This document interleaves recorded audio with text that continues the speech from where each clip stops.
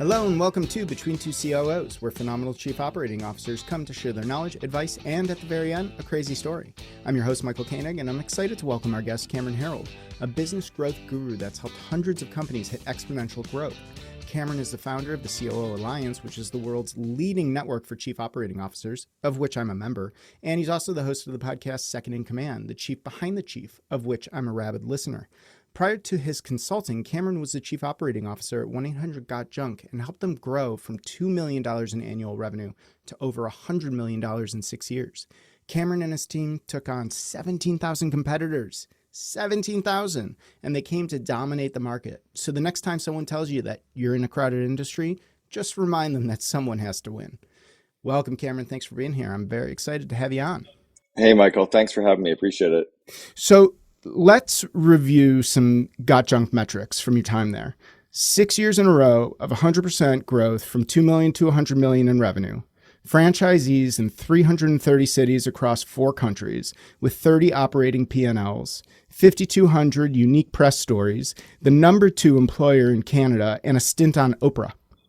Yeah, I think it was 13 operating P&Ls, not 30, but everything else was dead on accurate. Yeah. Got it. I mean, those numbers are stunning, and the machinery behind your PR and marketing is the stuff of legend. But what I'd really love to chat about with you is the story behind the story. Let's dive into the operations you and your team designed, and also your mastery of people management, development, and hiring. So to start, Jack Ma, the founder of Alibaba, famously said, "Customer first, employees second, investors third." What's your response to that? I completely disagree. I've always said that it's employees first, customer second, profit and revenue come third. My reason for that is that if you obsess about your employees' happiness, if you really care about employee engagement, they'll care about your customers and they'll go through brick walls for you. But if employees ever feel like they come second to the customer, they're going to feel like they're overworked, they're underappreciated, and they're going to find ways to cut. So it just is a little bit counterintuitive, but the more that I obsess about making sure they're happy, caring for them, growing their skills, growing their confidence, really caring about them as humans, they just take care of the company for me. I agree largely with that. No, I agree entirely with that. It's people, processes, and if you're a tech company, servers. So if you mess up the people part, the processes don't quite matter, do they? Yeah, they don't matter at all. You know, when you really do care about it, the human side, they actually will figure out a better way. They'll look for optimization. They'll look for automation. They'll stay late. They'll pick up the pieces and do stuff on their own. You put a lot of emphasis on hiring A players, right? Those folks that are so good, they aren't looking for a new role, and you have to actively recruit them. How do you determine if someone is an A player before you start your recruiting efforts? So it starts with really thinking about what you're looking for and describing what the person actually has to achieve in their role. And then you're looking to find people that have already achieved that for the rate or the price that you're willing to pay. You know, I could say that I need a head of marketing and I could go out and get, Johnny Ives from Apple and pay him a few $1 million a year, but that's overkill. So, but if I only want to pay $60,000 a year, then what can I really get for that money? So it's a combination of what am I willing to pay and what do I need to get done? You know, an example of what do I need to get done versus someone knowing how to do something. Do you know how to win a world record? Not a clue. Yeah. No, you do. Just be faster or better than everybody else. You know how to do it, right? Do you know how to do all 4 strokes in swimming? Probably, but you might drown doing the butterfly, but you know technically how to do them. So if I was hiring a swimmer and I wanted someone who knew how to do that, that's okay. But imagine if I said I wanted to hire someone who has won a world record, who has competed in the Olympics in all 4 strokes, who has broken, records in the individual medleys. You'd be like, oh, that's a very different person because they've actually proven it before. So what I'm looking for in hiring A players are the people that have done what I need them to do and that culturally align with the organization so that I don't have to try to mold them into something because they already fit. So in terms of those A players, though, there is a price you're willing to pay. That price is never going to be enough for the truly, truly great ones. Or maybe it is, but what else do you do to lure them there? And kind of where I'm going with this is GOT-JUNK is famous for its culture. right? Employee and franchisee happiness. You've spoken about how the culture needs to be more than business, but less than a religion. I was just out yesterday with a couple who have a podcast called A Little Bit Culty, and they were interviewing me on their podcast as to when culture goes too far. And because I've said that so often that they wanted to talk to me about it. One of the things that we did really well at 1-800-GOT-JUNK and all the companies that I've helped create globally is I try to find a way to attract people into the company like a magnet and push other people away from the organization so they don't come. So you create like an energy vortex that keeps pulling in more culture people into the organization. When you do that, people will come and work for a little bit less money. They come because of the cause. They come because of the other people they get to work with. They come because of the high bar you're setting for them. They come because you already obsess about core values they're aligned with. They believe in your core purpose. They understand your BHAG, and they're obsessed with that vivid vision that you've created. So when you create this energy and these magnets to pull them in, you're going to push people away that don't fit that culture, and it starts to spin off more and more of that right positive energy that you are looking for.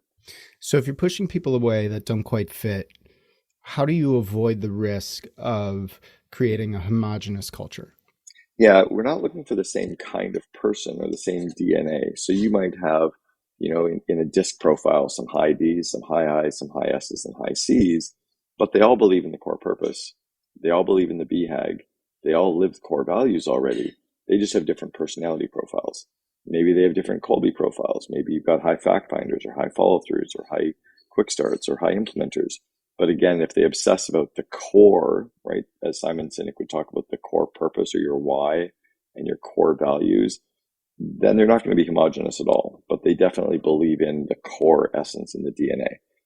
At Apple, as an example, you're going to have very, very strong technical functional skills, very strong finance skills, very strong interaction with manufacturers. So very different breeds of humans, but they all believe in the cult of Apple, right? They all believe in challenging the status quo and creating these insanely great products that change the human race. So in terms of ongoing performance evaluation, you've hired these A players, and how are you going to evaluate once you've brought them on? Was it the right move? Was it the right fit? Are they the right person for the job? Same way that I evaluate my kids on a minute by minute, daily by daily basis. I think we've overcomplicated business in trying to create these performance reviews. Like if I waited, I've got two boys that are 18 and 20. If I waited until every 3 months to give them a performance review, it wouldn't work. So I got to praise them ongoing. I got to give them shit ongoing. I got to tell them where they're screwing up ongoing. I got to tell them what they're doing well ongoing. I got to coach them and raise their bar and cheer them on ongoing. You do the exact same thing with employees. So it's just very proximal feedback, very specific feedback, and always looking to raise the bar, but always thanking them and praising them and showing them how far they've come and what they've done really well. So as a COO of a large organization, how do you go about doing that with that praise? How do you, Cameron Herold, the COO and leader of the company, go about putting that in motion? It starts with a cultural DNA when you're looking for those people that just praise and say thank you and have gratitude. It's the people who, when you're in a restaurant, you see them thanking the hostess and thanking the busboy and thanking the waiter and actually looking them in the eyes. Those are the same people that will do it in the workforce. You look for people that have core values already. I remember the Taj Hotel Group, who was a large hotel group based in India. They never hire anyone based from the big cities. They only hire people from the villages and the small towns because they've never lost the essence and the core values side. I think about, I think it was Howard Behar, one of the three CEOs. I think there's now four CEOs at Starbucks.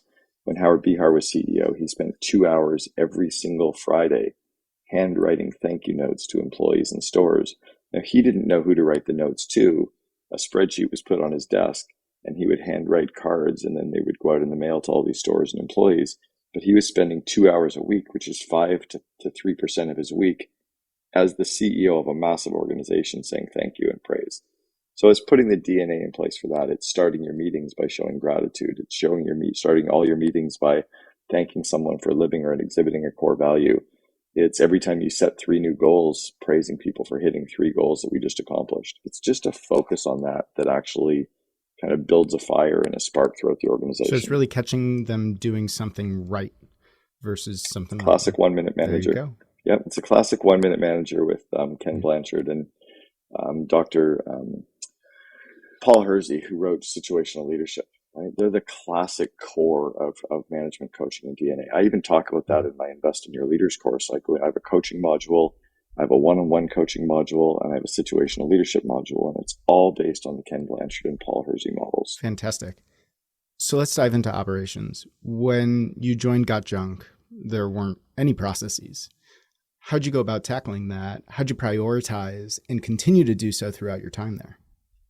Yeah, they had processes in the call center, and they had some very loose ones for the guys out in the truck because Brian had been running the company for 10 years. But, there were only 14 employees at the head office. We had 12 franchises that were just sold and a couple were up and running. So there was no operating manual. There was no training manual. There was no marketing budgets or plans. There was no coaching program. There was no franchise sales program. So I had built a couple other companies before that were fast growth and had been in the franchising space. I had been both a franchisee and a franchisor before, and I saw systems in a very simple way, right? My systems were always like, if I can write it on a Post-it note and the worst employee in the worst market in the worst weather can actually execute that system, then we can run with it. We can grow. So we started putting in place those systems. I wrote the first operations manual, which was about 300 pages. It was about 24 different chapters, hobbled together a franchise training program. The very first day that I got there, we were running franchise training for 2 franchisees that had been signed 6 weeks before I got there. And 2 of the franchisees came to us on day 1 and said, if this is what training is, we're going to give back our franchise. We're leaving. So Brian and I rewrote training every night for the following day and executed a brilliant session. So it was just sticking to the basics, creating systems that were easy for people to follow and execute, and making sure that they could be scaled in the worst markets. Okay, so I've got to know then, what was the training like that this person said, if this is how it's going to be, we're done? Part of it was our director of marketing at the time stood up and said, hi, my name is, I won't use his name. Sure. I'm so-and-so. I used to work in the trucks. I'm a lawyer and I have no marketing experience and I'm director of marketing. And they went, well, that's fucked. And then it was just very kind of talking. They were just standing talking about some stuff, but there were no pre-tests. There was no, written content. There was no, role playing or practicing. So I follow this adult learning model of abstract conceptualization, active experimentation, concrete experience, and reflective observation. You make sure you go through those cycles of learning.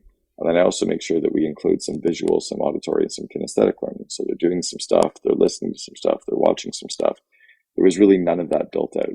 There were no speaker notes, there were no handouts, there were no, slides, or I don't even know if we had PowerPoint back in the day, probably flip charts or PowerPoint. But all of that had to be created. And when you understand the methodology for adults learning and you understand how to teach them so that it sticks and they can scale, it was easy for me to put it in place, even though I had to do it the night before.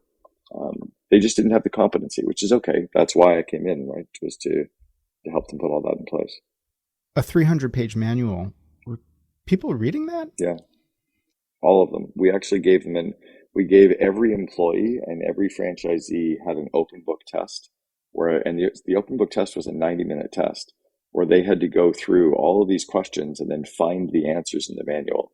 So my reason for doing it that way was in school, I remembered the concepts, but I couldn't know it enough to regurgitate it on a test. But I knew where to find it. And in the franchising world, there's no way I can get people to memorize 300 pages, but I need them to RTFM, right? Read the effing manual. So instead of calling us with a question, go check the marketing chapter, find the question. If you can't find it, then call us, right? If there's a better way, we'll tell you and we'll put it in the manual. But I needed them going to it, kind of like go to Google and find your own answer, go to YouTube and find your own answer. So yeah, the open book exam was critical and they had to get 85% or greater just to actually open their doors as a franchise. And every employee, whether it was a call center or tech employee or finance employee, they all had to do an open book exam as well. That's quite interesting in that you're teaching them to help themselves. You're training them to help themselves versus, knowing everything from memory, which is more or making it up on their own, right? So I call it interdependence. I wanted someone that was independent enough that they would follow the system. That they were dependent enough that they would follow the system if it was in place, And if there wasn't one, they were kind of entrepreneurial or independent enough, they'd make it up and wing it and then let us know what they did. But we wanted them to follow the best system. And if we didn't have one, we'd create it or they could help create it. We just didn't want them all out there doing it their own way because there usually is a better way, which is why we have a format. If we fast forward to today, change the industry, it's not junk collection, it's a tech company. With that type of training, what do you think that looks like and how is it evolved into something that's done for this type of work environment? Sure. So a lot of people are familiar with Simon Sinek's work, his book Start With Why, and his famous, infamous TEDx that went viral and is now the number 3, I think, TED Talk of all time.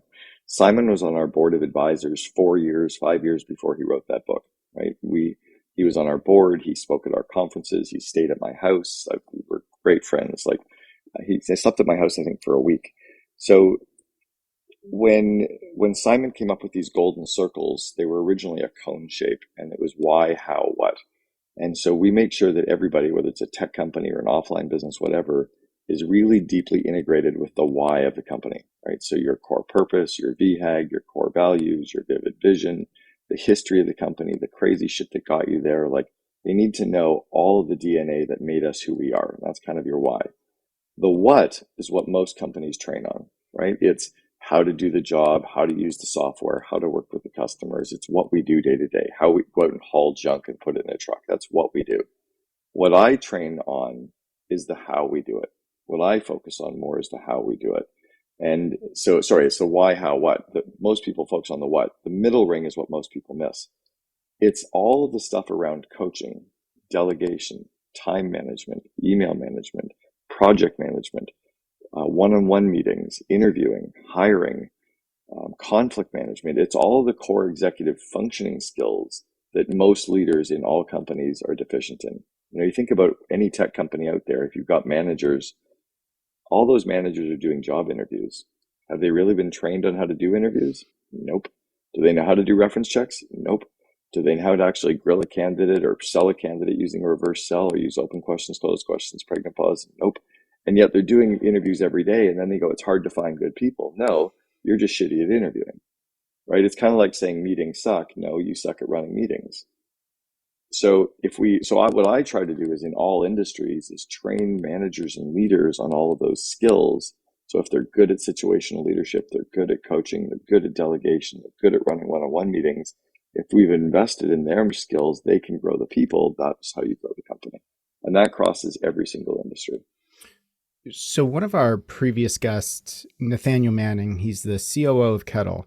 He described his approach to operational efficiency as creating processes without bureaucracy. How did you balance implementing the operational rigor that you're talking about and still having streamlined execution? Yes, well, one is to make sure that the systems are simple to easy to execute, right? So dumb it down to a post-it note. I think often people try to let's put it all in Process Street or let's create all these great SOPs. If it's too complicated, no one's going to use it, right? You're creating process for process sake. I had one CEO one day, he's like, I'm really excited. We created 82 processes. I'm like, who gives a shit? What do you need? What do you need 82 processes for? What are the critical few things that we have to make sure we're doing perfectly? And let's get those systemized. So I like literally documenting a process on a post-it note, then moving it into a Google Doc or a Google Sheet. And then after we've tried it and broken it and worked on it and revised it, then you can move it into something like Process Street or Suite Process, etc. So that's kind of my original thought on it. And then secondly is, again, really, really simplifying it. If it takes an MBA to figure out the process or the system, no one's going to use it. And then lastly, I have a mantra internally that I try to teach organizations, which is outcome over process. Right? I think it was Ray Dalio that said, if you see a snake in the grass, you don't create an SOP to kill the snake, you bash it over the head with a stick, right? That at some point, if you have a diamond in the rough, forget the process, pick up the diamond, right? So I've had not very many, but certainly a handful, 5 or 6 times when I'm interviewing people that I'm like, cut the shit. You know you're perfect. I know you're perfect. Let's get this done, right? Why are we pushing the process here for no reason? Or the sales process, right? I have a process that people have to go through, but if I've got the right person that should be in the COO Alliance, we just put them in the COO Alliance. I just had one of my coaching clients the other day who I know the CEO, I'm coaching this company, I know the organization, they totally qualify. We're like 35 million in revenue. She wanted her COO to join. I just said, yep, sign her up, pay the bill, boom. My team's like, whoa, where'd she come from? Like, how come she didn't go through it? Because we don't need the normal funnel. We're good. Yeah. But you wouldn't want to run the whole company by winging it. No, you certainly wouldn't. You're bullish on reverse engineering from a company's desired goals and ambitions to the current state. In an interview, and forgive me, I'm blanking on which specific one, but you mentioned that the reverse engineering process doesn't necessarily start with a financial plan, which is very common. How and where do you start reverse engineering, and at what point does the financial plan start to come into focus? Great. So what I try to do is get the CEO or the entrepreneur to lean out into the future, kind of 3 years out. So let's say that you leaned out to December 31st, 3 years from now, and you almost hop into a DeLorean time machine with, Michael J. Fox and the doc, and boom, you pop out and it's 3 years from now, and you get out and you look around your company. You walk around your physical space, you take a look at how the Zoom meetings are working, you think about your distributed team, you talk about your culture, you describe your marketing, you describe your PR, you describe your meeting rhythms, you describe your use of dashboards. You don't worry about how it happened, but you're describing everything that you can describe and how your company looks, acts, and feels 3 years from now without worrying about how it comes true. That finished state 3 years from now is your vivid vision. It becomes a 4 or 5 page description. Well, then you can think about what are the core projects to make each sentence come true, and what's kind of the basic order of operations to make that happen. Kind of like building a home, right? If I'm building a home from scratch, I don't go and put the Wolf stove and the cabinets in on day one. I probably have to build the foundation, and then I have to put up the walls and put in the electrical and the plumbing. I know I want to see the cabinets and the beautiful flooring and the lighting, but that comes in after the painting. And, there's an order of operations to building a home. There's an order of operations to building your business. So you think about all the projects to build it out. And then from that, you can come up with a 1 year plan and then a very rough 2 year and 3 year project plan. But you have a 1 year plan that you can then create a budget around. So you might know what your revenue goals are going to be 3 years out, 2 years out, 1 year out, profit objectives 3 years out, 2 years out, 1 year out. And then you build an operating plan for the first year to then execute. And then you can reverse engineer that into quarterly and monthly milestones and rocks, etc. One of the things, and I think the next part, you talked about quarterly and monthly. I think you also do weekly, and you call it plan, brief, execute, and debrief. Tell me about that. Yeah, I learned that from the military. I think it's the U.S. Air Force that has that mantra of plan, brief, execute, debrief. So we had that above every single whiteboard in our offices. And the basic idea is to get the team together, always be visualizing where you're going for the year, but you know what your plan is for the month and for the week. And then what are the top 5 things we need to get done this week? Do the people know how to do it, right? So do I need to give them any coaching or mentoring or just stay out of their way or cheer them on? That situational leadership aligned to their projects. So they commit to those projects, you brief on the projects, you get out of their way. They start working on those projects. And at the end of the week, you find out what went well, what didn't go well, what we can tweak. Do they need any mentoring support, coaching, etc.? What's our next plan for next week? Go execute. So it's just a series of that, kind of stepping towards your monthly and quarterlies. And so how do you shake it up? Say this week went really poorly, and now we're not 1 week off, we're 2 weeks off, and we're not necessarily going to hit that quarterly. Do you go and you modify the, like, how do you accommodate that type of thing? Because nothing ever goes according to plan. Well, sometimes it does, but sometimes it's more like a bob and weave towards a plan, right? Like we hit 59 out of our 60 forecasted months at 1-800-GOT-JUNK, and the year forecast was done 3 months before the start of the calendar year. So I was planning 12 months, and we were hitting 12 out of 12. We missed one of those months over a 6-year period, even though they were all hit well in advance. But we were kind of anal retentive around what specifically we were going to do to hit each number. We measured on a daily basis. We reported our numbers on a daily basis. We reported our monthly trend on a daily basis. So we didn't wait till the end of the month to see how we were doing. We knew 1 day in, 2 days in, 3 days in. The reason we did that was when I was building another company called College Pro Painters, we had 4 months to go out and hire 800 franchisees. And then we had 2 months to go out and hire 8,000 painters and train them all. And then we had 4 months to paint $64 million in houses. So between May 1st and August 31st. And then September 1st, 8,800 university kids would quit and go back to school. 30 of us would get drunk. We'd wake up September 2nd and we would do it again. So when you have to build an 8,800 person company from scratch every single year, you become operationally world class at operations, execution, planning. And then we also knew that 1 week was now 6% of our year, right? We only had 17 operating weeks from May 1st till September or till August 31st. 1 week is now 6% of your year. If you miss a week, you're screwed. So we were measuring and monitoring on a daily basis. And that gave us the ability to course correct very quickly.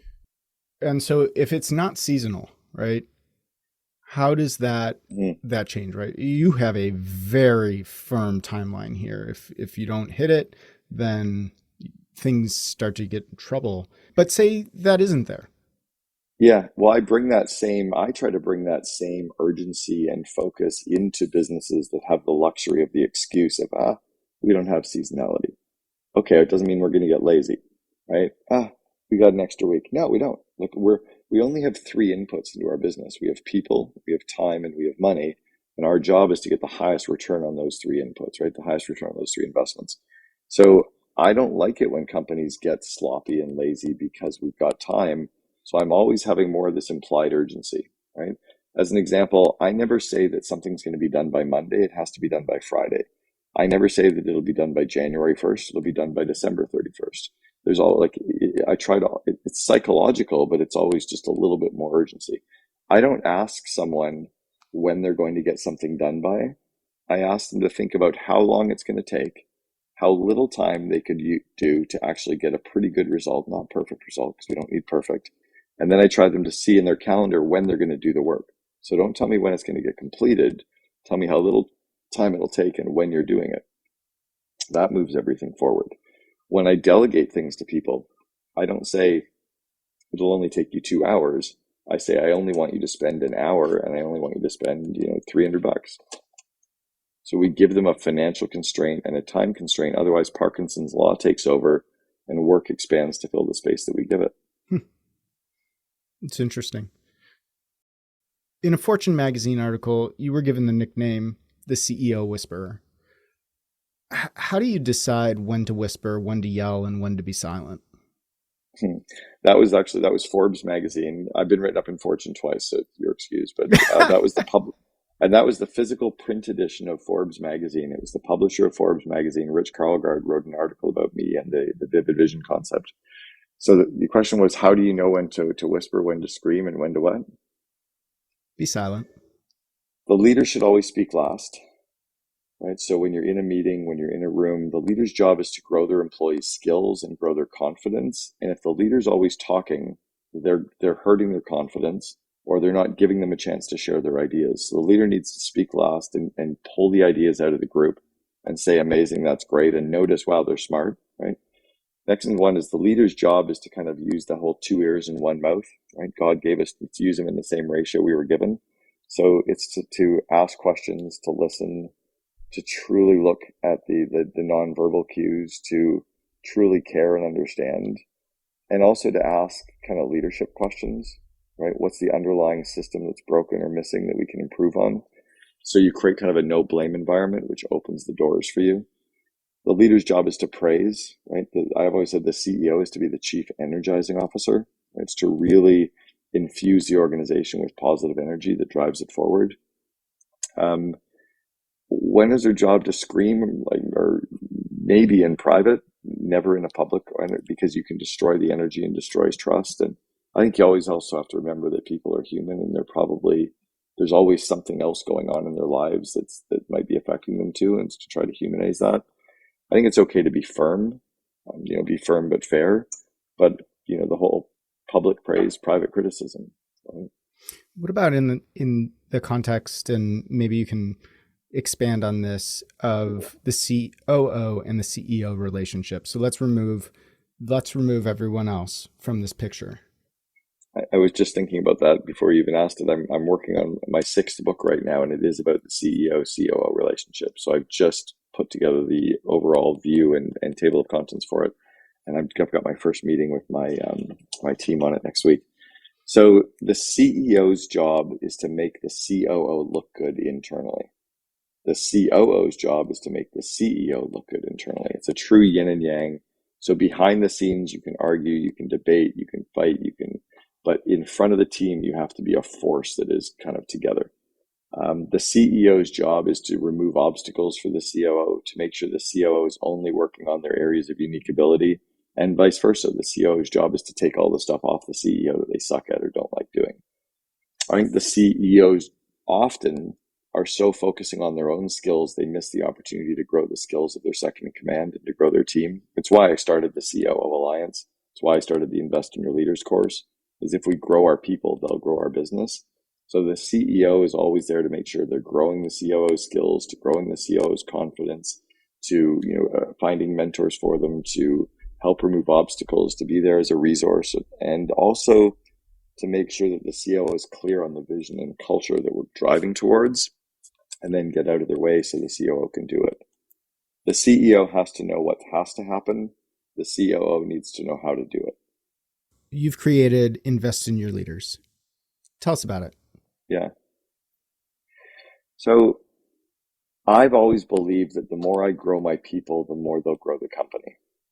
And I've also always believed that there's a set of core skills that we need to be really, really good at our jobs. So, and these are skills that have been really existing for 50, 100 years that will never change. How to coach a person isn't software. There's an art and a skill to raise their bar and give them feedback and grow their energy and grow their confidence in coaching, right? In sports, you can have really great coaches or really horrible coaches to get very different results. Having a one-on-one meeting, like all managers tend to have these one-on-one meetings with their teams, but do they have a good system and a format to do that? Running meetings, we all run Zoom calls, phone calls, in-person meetings, but have we ever been trained on how to facilitate a meeting, how to run it quickly, how to engage everyone, how to get the quieter people talking, how to get the salespeople to shut up a little bit, how to brainstorm, how to make decisions. So there's systems around that. So I just try to codify in a very simple way what I think are the 12 core skills that every executive, every leader needs to then grow their company. And if we focus on growing their skills, their confidence will grow. So they'll do better in their job. We can praise them more. They'll learn more skills. Their confidence grows, right? It's grow their confidence, grow their skills, grow their confidence, grow their skills. It's that kind of two-ladder approach. In order to gain the confidence, you gain confidence from knowing what the skill is, and then you gain confidence from executing on it, or both, or? Both. Think about when we were back to riding a bicycle as a kid. We sometimes got the confidence with our mom or dad going, yeah, good job. Even though we pedaled twice and fell on our ass, it was the energy they infused us with, right, that gave us the confidence to try to pedal more.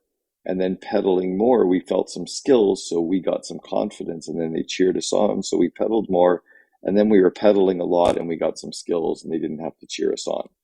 When I was teaching my oldest son, how to drive a car 5 years ago, there was a lot of confidence building, right? There's also a lot of holy fuck, be careful, right? Well, he drove me home from a movie last night at midnight. I didn't have to cheer him on once because it would sound stupid if I said, hey, good job braking, right? Good job stopping at the trap.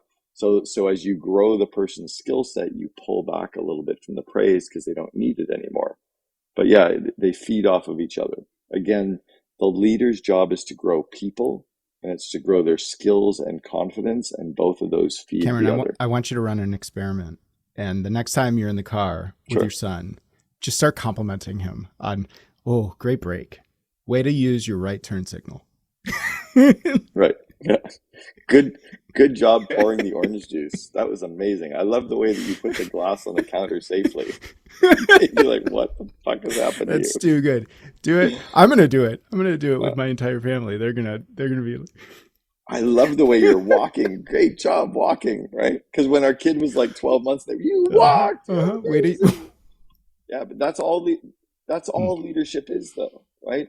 I was just paid to speak when I was down in Antarctica. I've now been paid to speak on all 7 continents. So I was in Antarctica last month. There were 65 CEOs. I was paid to speak to them. And I said, we're at the bottom of the world. The CEO's job is to be at the bottom of the org chart, right? Supporting the teams, growing their skills, growing their confidence, aligning them with core values and core purpose and vivid vision, but not sitting on top of them, telling them what to do and holding them accountable. Right. The bottom up org chart, which I love, by the way that you've done that. But I have to ask, who in their right mind goes to 65 CEOs and says, I know what we're going to do. I want you to travel for a long time. I want you to take a plane, train, boat, and an automobile and get to Antarctica. During COVID. Oh my goodness. Which was insane.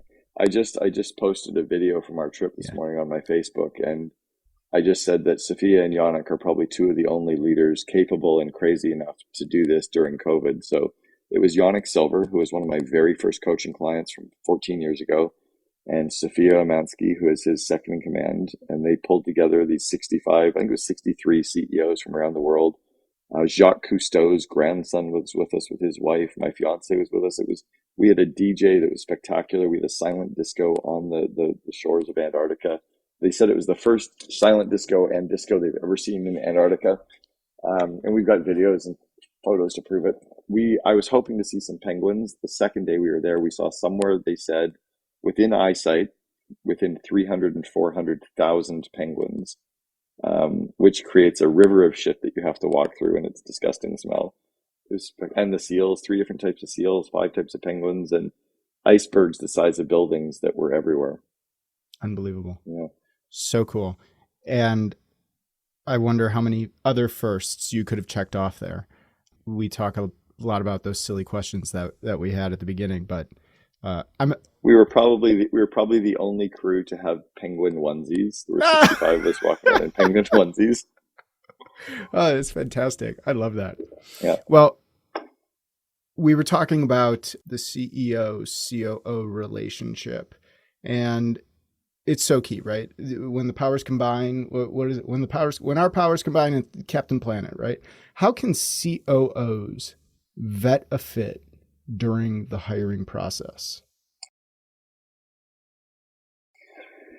So it's really first start by being very, very clear on what you're looking for, right? Really understanding the behavioral traits for the person you're hiring. As an example, every role has a set of different behaviors that you're looking for, right? My best example I ever use is there's not a single great salesperson who would ever make it through an HR screening process. HR people hate salespeople, right? Salespeople are too gregarious. They're winging it. They shoot from the hip. They're out of the box. They don't even know if there is a box, nor do they care.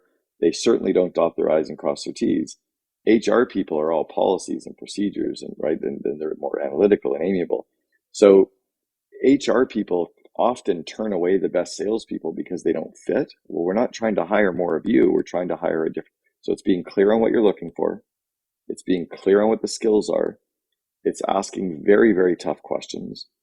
And it's understanding the interview process. It's understanding how to go through a resume, how to scribble notes and questions, how to ask open and closed-ended questions, how to probe, how to use the pregnant pause, how to use torque, what questions to ask to uncover things like leadership and tenacity and introspection and interdependence. And and when you understand those things, you can scale it. I cover that in my Investing Leaders course too, a whole section on interviewing that is how we did it at College Pro Painters, where we had to hire 8,800 people every year. By the way, there's not a lot of companies in history that hired 8,000 people every single year. Even the Googles. It's crazy. I was actually thinking of a political campaign, but that's several years, right? It's a political campaign. You put billions of dollars into it, and then after the election, you just shut it all down. Well, we used to have these yellow signs that we would put out on people's lawns for College Pro Painters. And back in the 90s, we created an ad campaign, and we put up all these yellow signs all over the city, and it said, Canada's fourth political party, ? College Pro Painters. Because people were seeing our signs everywhere. So we just thought we'd have some fun with it. Oh, that's too good.